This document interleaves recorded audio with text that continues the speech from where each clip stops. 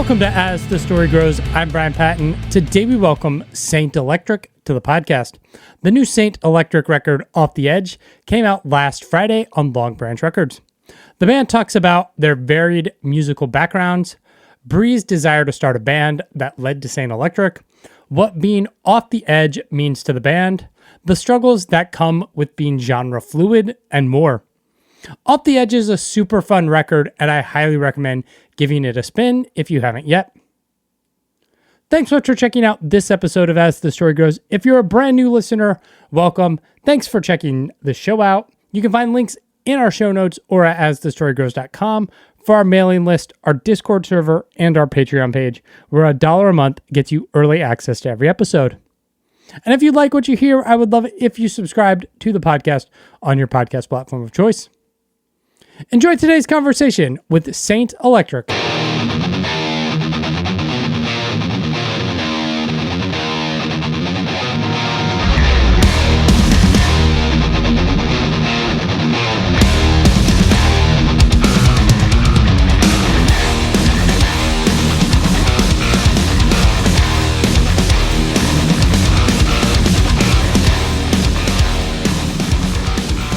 Are you kind of collectively originally from the West Coast, the Los Angeles area, or are you all kind of transplants?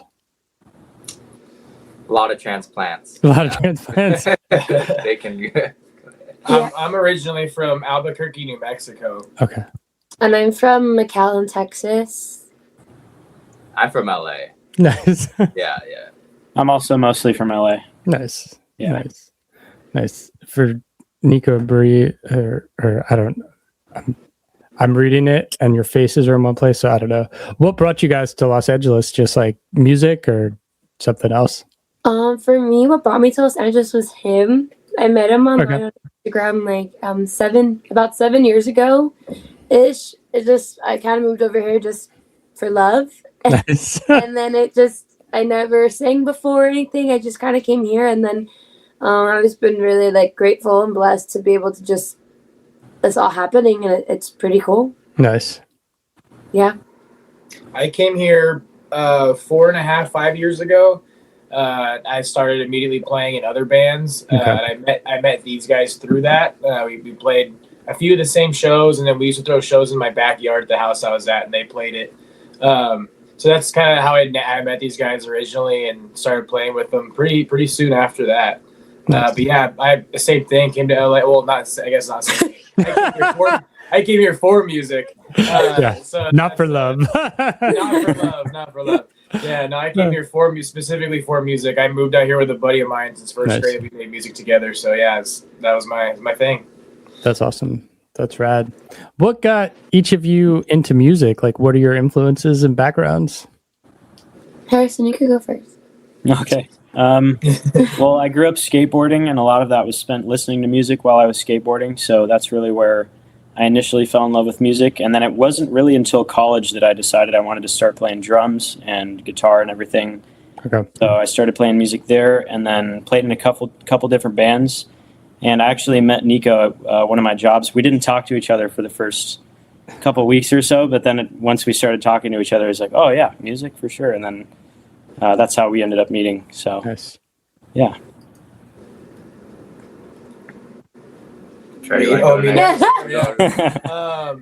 I've kind of always been into music. My dad's a guitar player, so growing up, he was always shredding. He had a little garage band with his buddies. I saw drums being played really young. I was like 5 or 6, and became enamored by it. Really wanted to give it a try. So, and my dad was all for it. So I got into music super young. It's kind of been in the family. I started playing in bands at 15. I'm 27 now, so I've just been doing it since then, really. Yes. Oh yeah. My dad kind of got me onto it. He's a big rock guy, really into music and AC/DC and stuff like that. So the first memory I really have of rock music blowing me away was Iron Man, the opening scene with Back in Black or whatever. Yeah. I watched it in the theater as a 5-year-old. It was like, what the hell is that? So that kind of sparked something. And then when I was 13, I was like, I was like, I'm going to be a guitar player. I'm going to figure this out. I just kind of set myself on that, and I started a bunch of bands and did the whole thing. So, for me, what got me into music was, I think I have a very like I want to say like vast like genre of music that I like. I grew up, my parents were divorced when I was a year and a half, and have a really big family, and family through marriages and everything. So I was always being taken care of by other people and like whatever, and they'd show me like all different types of music. From like, one uncle really liked the Gypsy Kings, and I loved them, and then another like uncle would like George Strait to Dave Matthews to like my cousin like Lady Gaga, just so many different stuff. And I just really loved music, and I'd love to dance to it and make my family. I have like photos of me like going like this to my family so they can like watch me perform. And the biggest thing that I would do too is, if they talked or they did something, I'd be like, I'm starting again. And that's the thing. So there got to a point everyone was just like, we need her to finish this. Right. Like, we're doing it again. So I guess I just always like performing. I totally forgot about that memory. I don't know why I've never brought that up. But I also like did piano in 3rd grade, and I wasn't really into it. And then I did do singing in 5th grade, but I was very shy, and I just felt like I didn't sing like all the other little girls that were very like falsetto. Mine was like more chest voice, but being like 11 or 12, singing like super loud and chesty, that just seems really overwhelming. Yeah. So I was like, this is not for me. So I quit, and I was like, I'm just never gonna sing. Like I swear, I literally said that to myself. I did one performance with this choir group. I was like, no. And then I got into percussion in 6th grade. And I did all that up until like my junior year of high school, which I really liked. And I played like the marimba, the vibraphone, like all the stuff, like read sheet music, read drum music, like all that stuff. And then I quit my senior year, like honestly everything. And then I just was like, I guess like I just not going to do music anymore. But then in college, I played drums for a little bit, very basic like improv drum class. It was very fun. And then I thought I wanted to play drums, and I really didn't like it. To be honest, I was like, I don't want to practice, so that meant I didn't want to do it. Does that make sense? Yeah. So I was just like, 4 on the floor, I'm good. Obviously, that's not enough for what I want to play, Yeah. And then, I moved over here, and I had no idea I didn't want to in college. I didn't know what I wanted to do with my life. And then I moved over here, and COVID and all this stuff, and then that's when I was very inspired by him doing everything, and I was just like, I asked him, and I was like, hey, like, I really want to start a band. It's been working very well. A lot of ups and downs, and it's been great. But I mean, like, that's, I think any band, anything that you do, Yeah. Nice. Were you like singing, I mean, probably singing in the car or shower or whatever, but did you have this awareness of like, I can sing to start the band? No. I'll be quite honest. This was my thought process. So I was painting during the painting what was it, what's the word, people would order custom work on their commissions, custom work on their jeans or leather jackets, all that stuff. And I just was painting and dancing around the room, and I'll never forget it. I'll never forget this moment. And I was listening to this song called Prima Donna by Marina and the Diamonds, and I love it. It's such a fun pop song. And listening to it, and I was like, I felt like something literally whispered in my ear. It was like something crazy, and it was like, you really should start a band. And I told myself, I was like, you know what, I feel like I have the personality, I can dance, I can perform. I don't know how to sing at all, but I'm gonna figure it out. And we did. We did. Nico, when that proposition is brought to you, are you just like, cool, let's go for it? Or you just like, I've never heard you sing. This is a terrible idea. To be honest, I was just like, yeah, let's go for it. Because I knew her personality is she has a really big personality. And I was just kind of, I think, curious to see what, I just wanted to support her and to see where it goes. I didn't really have any expectations as a as like a career thing, you Yeah. know, like I didn't really know at first. I'm like, but like we'll figure this out. And I remember we went to the beach and we wrote the first song. You know, we wrote the lyrics of the first song, and I guess what I see in her is she has a very like, she's an artist and she's very good at a lot of different things. You know, she's a great painter. She's like really great at roller skating. Pretty much every medium of art she's like really good at. So she's just kind of, I figured she'd be able to get good at this if she really wanted to. So Nice. yeah. Nice. Aw. From that kind of like genesis moment of I want to start a band, kind of Trey Harrison, how do you get involved and how does this kind of coalesce together to become S8nt Elektric? Yeah, I feel like Harrison was actually like the final last piece when we finally got him. But for me, it was they needed a drummer and we were already friends. And they came and asked, and I had time, so it was you know, divine timing, I guess. It was they asked, and I jumped in, and I think that same week, me and Nico started the album you're gonna hear. That same week, we went into the studio and started hammering that out for the first time ever. So that was kind of like the building blocks. That was square one. And yeah, the final missing piece was Harrison when we finally got the solid bass player. He's a good dude. He's the good hang. Sorry, one of the dogs Doggies. just came in. Go ahead. Right in the middle of my praise. No, I think it's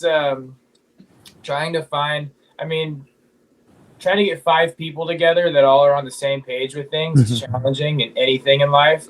So I do feel like we got super blessed and lucky that we just all get along, where we all have the same mindset, the same goals. We're all like pointed the same direction, where there's no like push and pull with where we're going. So I think it's just kind of, the universe is in our favor, man. It worked out for us.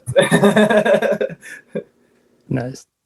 Yeah, well, I definitely resonate with what Trey said about, you know, finding 5 people that are really all able to mesh super well together like we do is not something that happens often. So super grateful for that. And as I mentioned before, I met Nico. I was bartending at a comedy club. He was the sound guy. For the first couple of weeks, it was just like, hey, dude. We didn't really say anything to each other. And then eventually one night after one of the shows or something, I clocked out. And we ended up just kind of having a regular conversation, started talking about music. And he was like, well, my band, we need a bass player. And I had seen S8nt Elektric's Instagram, and I was like, these guys are super sick. So when he said that, I was like, I'm down, but I mainly have only played guitar. So I'm just letting you know that. I haven't played much bass. And then he was like, you figured it out. Gave me all the songs to learn. I like hammered the hell out of them for 2 weeks straight, I think. And then went to audition, and I was a little bit nervous, but I think it turned out super well. Nice. Here we are. Nice. I own that bass because somebody was like, you could play guitar, you could play bass for me, right? And I was like, Yeah. sure. And I went back like next day. Nice. I feel like every guitarist has been a bass player once before. Yeah. It is rare to find. They exist, but it is rare to find the bass player who is like, that's my instrument, that's my passion, and that's all I do. Like, That's true. they Harrison exist. said But that, they're I'm rare. like, when Harrison said that, I'm just like, yeah, that's what every great bass player said. That's Yeah. I will say, I think for the most part, when I first started playing bass for you guys, I feel like I was playing it more like a guitar, but I feel like over time I've really started to, I guess, connect with the instrument more than I thought I would, and play it for more what it is than a guitar necessarily. But yeah, it's been a fun road so far.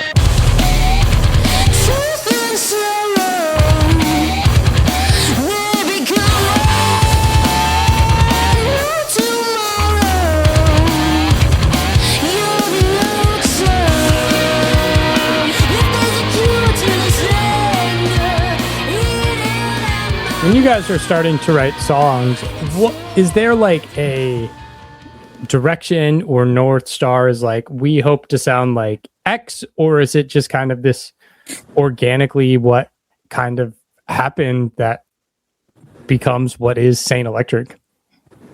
Definitely the second one. I feel like that's what's cool about our group and having us all is we don't shoot for any one direction. It's always like we are very aware of our own styles and what we individually like about music, and I feel like we blend that super well. So I specifically don't approach writing drum parts or going to put our music thinking like, oh, I want to sound like this band or I want to fit into this scene. Like, honestly, it's like, this is us. If you don't like it, that sucks.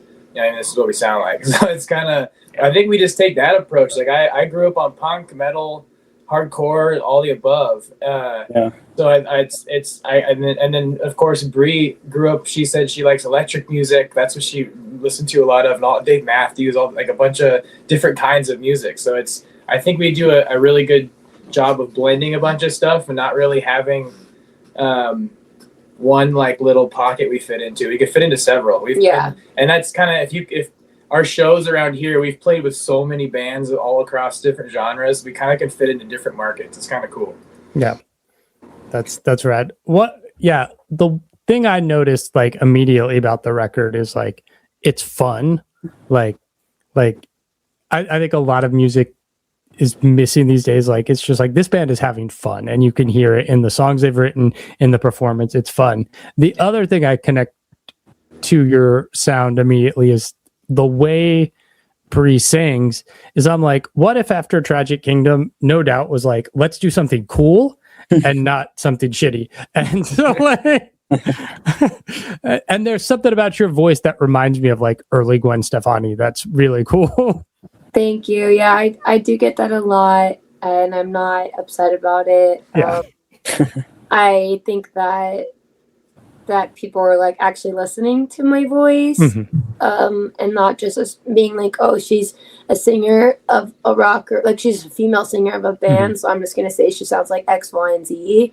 So I do appreciate that. And because I definitely feel like, especially certain songs, I sound like it more. I used to sound like a lot like when we first started, because my vocals were not as strong. Not the saying that her vocals are strong, but she just has more of a more higher tone. I can't explain it. And I feel like I've gotten, well, technically she sings like dark, because she sings like more like this, and that is more like what I was on, like dark, and then Bright is singing like that. She doesn't really sing like this, I don't sing like that either. I sing very like but yeah, I appreciate it.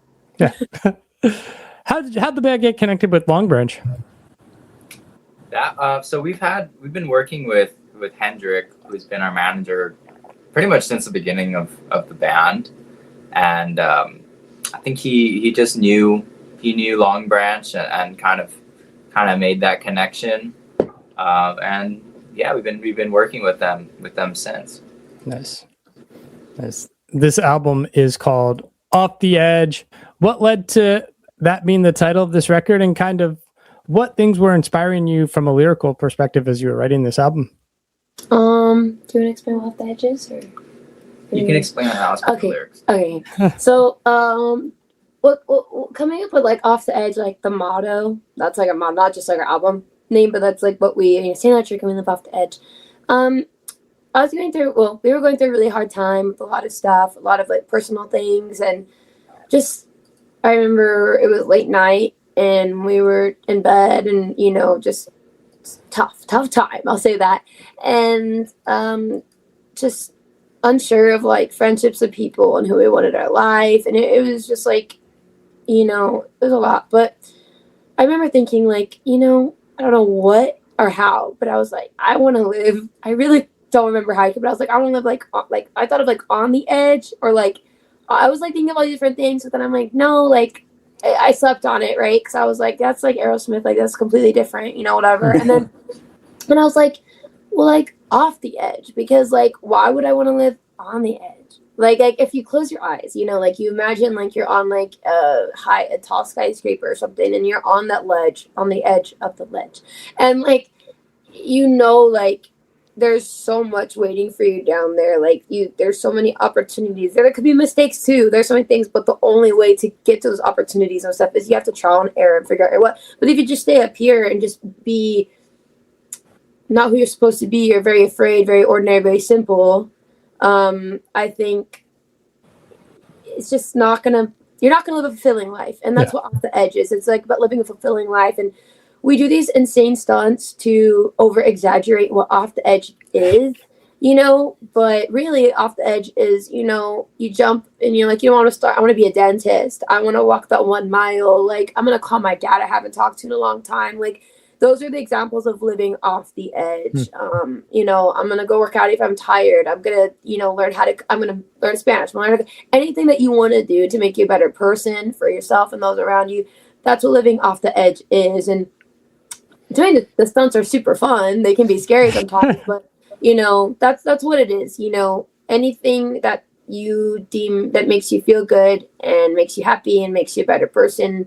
Like, I don't know, for me, like in that, when I do things, I try to tell myself, if I'm 80 years old, when I look back on my life, am I going to be happy on it? Like, am I happy with it? Did I do everything I could? Did I do everything I wanted to do? Like, I don't want to be 80 and like live full of regrets. And so that's where Off the Edge came from. Nice. Yeah. Yeah. And lyrically, the album, a lot of the songs are really about growth, and pushing yourself to grow in a new way. And that first track with lyrics, there's an opening track called Off the Edge, and then there's the first song called Catacombs. But that song's really about like shedding your old self behind to find a new version of yourself. And that's really, we put that as the first song intentionally, because that's really what it's about. Each time you push past a boundary or a limitation that you've set on yourself, you're essentially killing your old self and becoming a new person. And that's really what we're trying to express by doing this crazy shit, or Yeah. So that's the end goal, is to inspire people to live more meaningful and fulfilling lives, especially because, and I know a lot of people with this experience. Like I grew up idolizing rock stars, and they've made a lot of music I love, and it's great, but I just remember feeling this sense of like uncoolness in myself, because I was like 13, and I was like fantasizing of me shooting heroin, which I think is not a great thing to do, And I just think it's kind of fucked up. Like, I know a lot of people like that who thought they had to do that to be an artist or to be cool or to be, the edgy musician guy. And I want to be the band that tells you, no, fuck that. You don't have to do that to be cool. Be yourself, be who you are, express yourself and push past your fears and limitations. Yes. You do not have to do heroin to be cool. Hi, I support that message.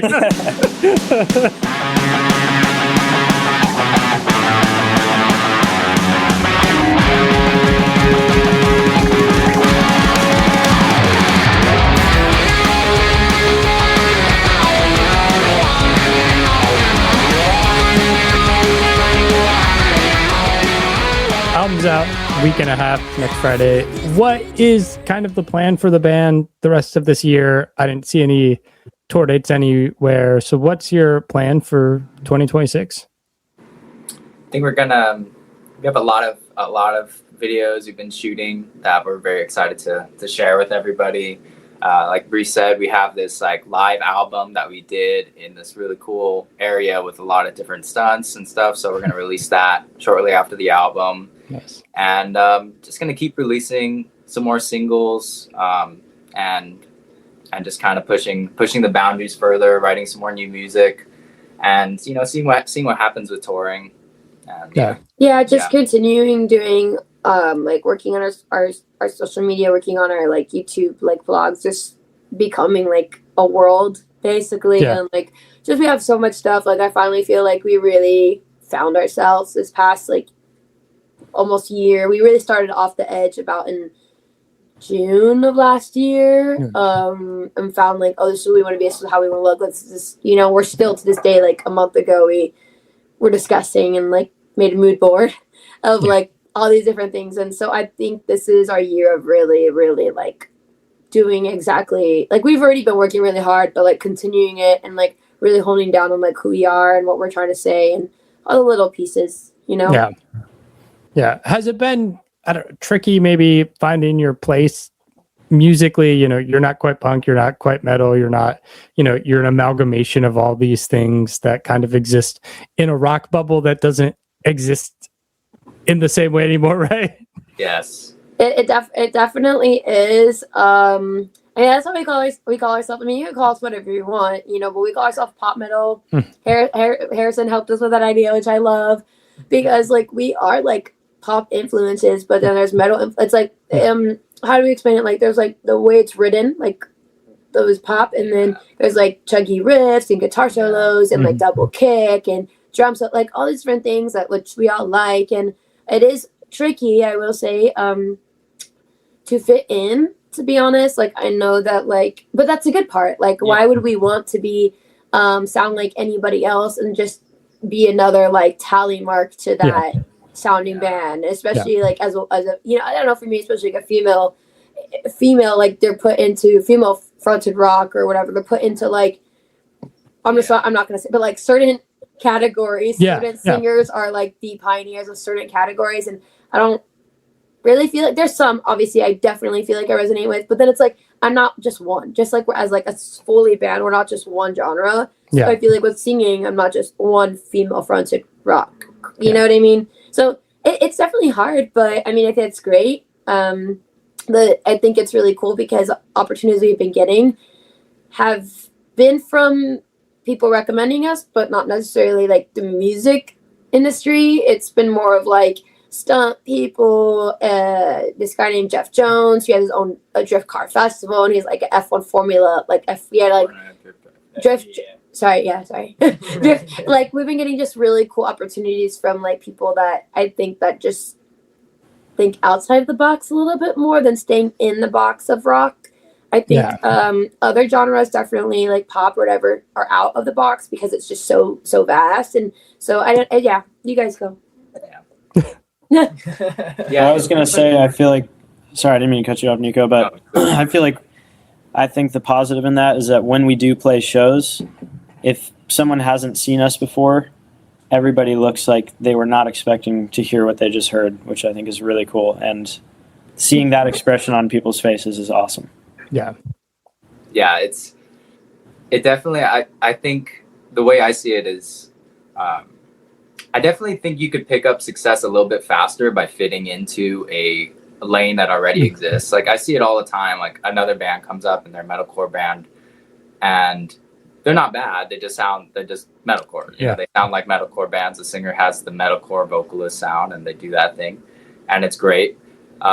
And it's easier for them to get on playlists. It's easier for them to get on opening tours, and you know that's great and all. But the bands I always looked up to when I was young were like bands that kind of broke the pattern. You know, bands like, if you think about like Van Halen, when they came out, it was different. So everyone copied them, and then everyone copied them, and then Guns N' Roses came, and then Guns N' Roses was different. Everyone copied Guns N' Roses. Then Nirvana came, and everyone copied. So I always had this, I always looked up to those bands that like really had the balls to go against the grain and do something different and take a big risk that really paid off. So that's the bigger vision of what we're doing. And I think in the future, it will pay off, you know? Yeah. I mean, in a lot of ways, it's like reminiscent to like the early 90s alternative rock, where like it's everything outside of grunge, like everything was a little weird and a little left of center, and nobody sounded alike. And it's like you could kind of get away with that and find your audience, and like people didn't care.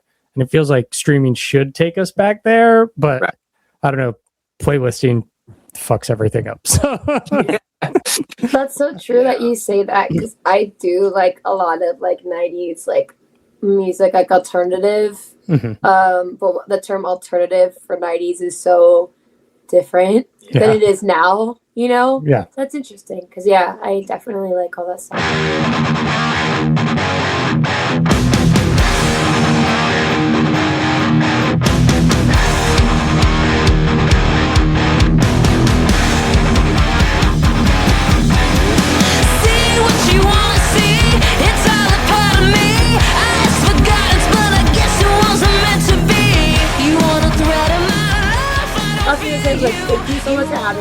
really appreciate it.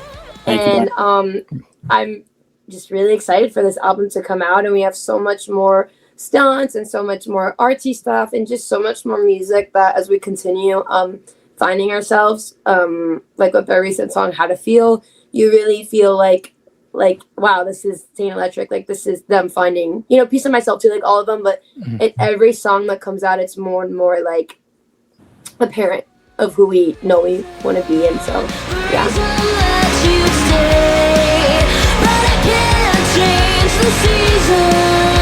The seasons